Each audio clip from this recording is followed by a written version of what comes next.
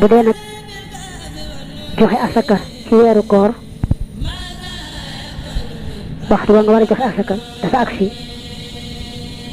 te weeru koor agsi gut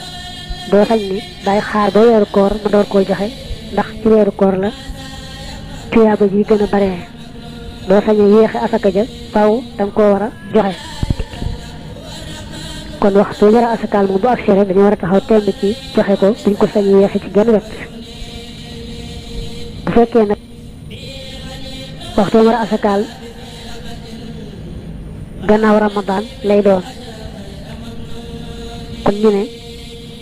su fekkee Ramadan